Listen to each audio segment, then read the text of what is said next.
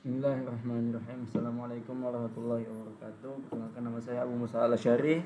Yang insya Allah pada kesempatan kali ini saya akan mempresentasikan sebuah aplikasi yang saya buat dengan vibe coding ya teman-teman, bukan mengoding manual. Jadi di sini aplikasi yang saya buat itu temanya untuk perizinan peminjaman barang elektronik di Ponpes HSI Boarding School. Sebelumnya saya akan menjelaskan terlebih dahulu mengapa saya membuat sebuah aplikasi ini, mengapa saya membuat aplikasi peminjaman dan segala macam. Karena di sekolah saya di HSI Boarding School itu sedang kekurangan sistem. Seperti contohnya peminjaman barang. Peminjaman barang ini di sekolah saya ini masih dengan manual, apa-apa harus datang dulu ke musyrifnya atau ke ustadznya. Menurut saya seperti ini jujur agak ribet dan tidak terpantau juga. Nah, jadi di sini saya membuat aplikasi ini supaya bisa mempermudah para santri atau para student untuk mengambil atau meminjam alat elektronik. Jadi, oke, langsung saja. Saya akan menjelaskan satu persatu sistem di aplikasi ini ya teman-teman, di website ini. Yang pertama di sini ada 4 fitur. Yang saya tampilkan ini adalah tampilan di mana di tampilan admin ya teman-teman. Jadi kalau di tampilan admin ini dia memiliki 6 fitur. Ada 6 fitur dan 4 fitur penting. Yang duanya tidak terlalu penting. Jadi di sini saya akan menjelaskan satu persatu sistemnya, yaitu sistem dashboard. Di dashboard ini dia akan menyimpan semua data seperti yang menunggu persetujuan, yang meminjam, total meminjam. Di sini sudah saya pakai dan sini total meminjamnya ada 8 orang ya yang sedang dipinjam, kosong, terlambat juga ada. Di sini jadi semua akan masuk di sini datanya, siapa yang minjem, siapa yang lagi menunggu persetujuan, siapa yang sudah mengembalikan, dan notifikasi. Nah, di bawahnya sini ada nama-namanya dan ada estimasi stoknya juga, jenis barangnya apa, sedia berapa. Ini contoh yang sudah disetujui ya. Ini contoh di bagian dashboard. Kemudian di form peminjaman. Form peminjaman ini, sistem ini, fitur ini untuk para santri meminjam. Jadi fungsinya itu, cara pemakaiannya itu si user harus memasuki namanya. Di sini sudah ada nama-nama yang terdaftar ya.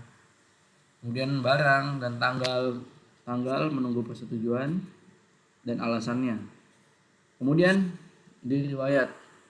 Nah, riwayat ini akan menyimpan semuanya ya, dari waktu, nama santri, nama barang, nama asrama, tanggal, jam pengambilan, pengembalian, alasan dan status aksi. Di sini semuanya akan tersimpan detail.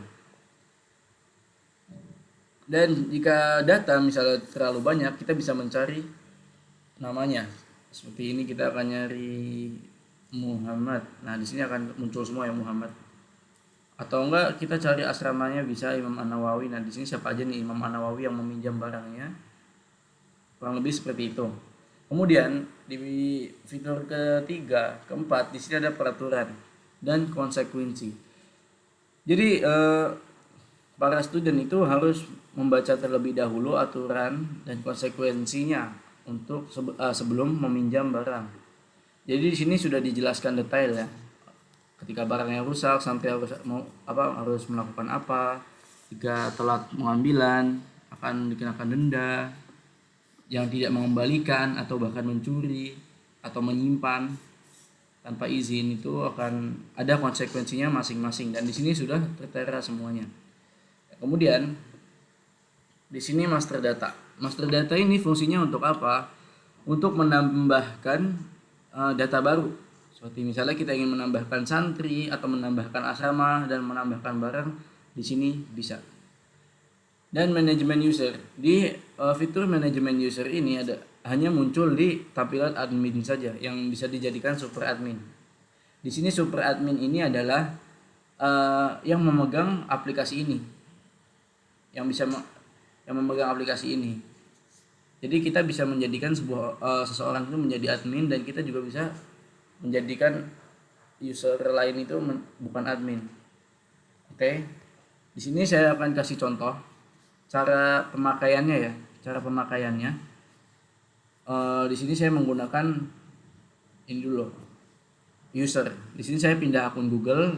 Ya, di sini bisa dilihat teman-teman, jika di tampilan di user, maka fitur yang muncul hanya 4 di sebelah kiri. Hanya 4 fitur.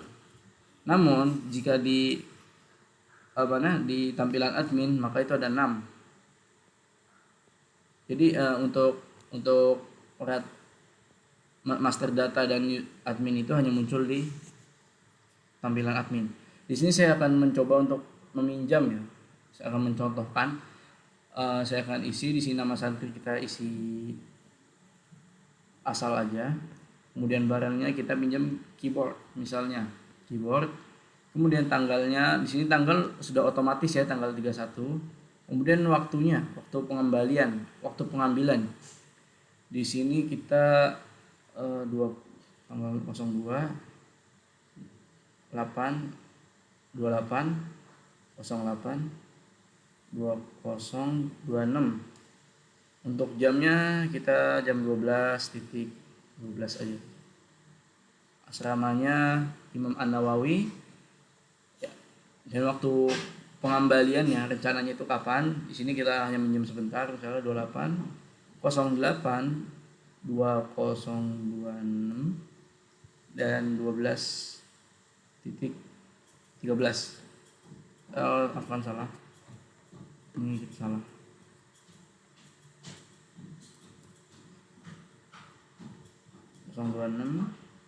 Saya 12.13. Meminjam untuk apa? Alasan peminjamannya kita untuk ngetik. Ini ya contoh ngetik. Ya, langsung simpan peminjaman. Disimpan ketika kita sudah mengajukan peminjaman, maka tampilan akan langsung ke riwayat, langsung masuk ke riwayat. Di sini saya tadi mengisi Rabani Ibnu Ridwan, meminjamkan keyboard dan tanggal sekian dan jam sekian.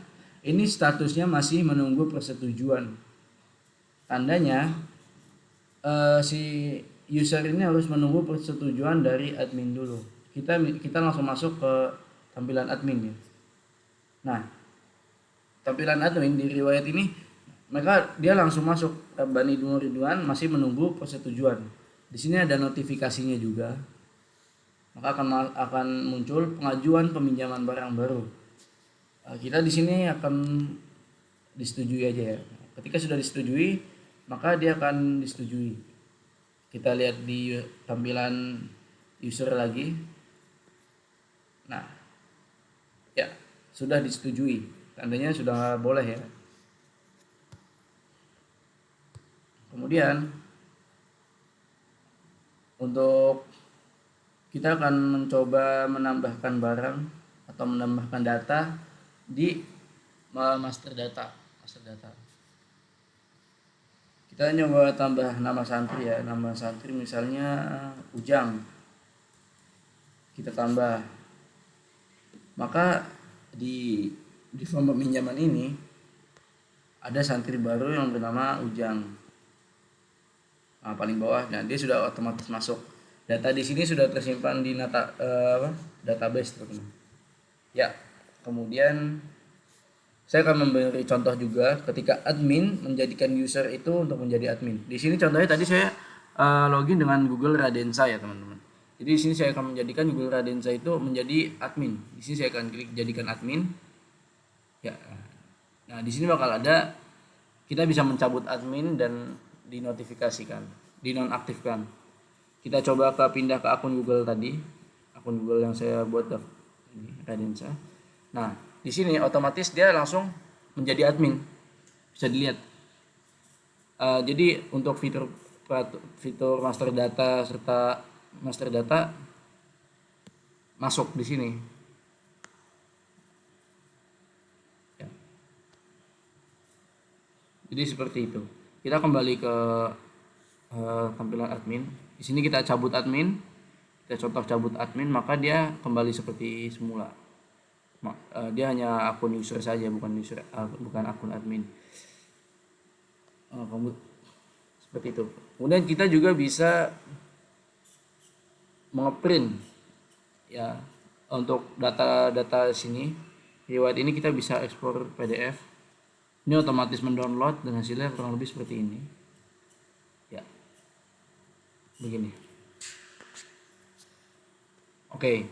Kenapa saya buat aplikasi ini?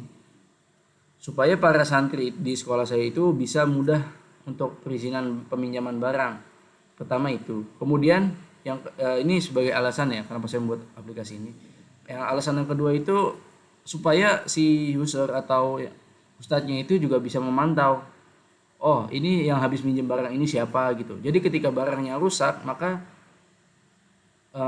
kita bisa mengetahui gitu siapa yang terakhir menggunakan barang ini gitu. Kemudian saya akan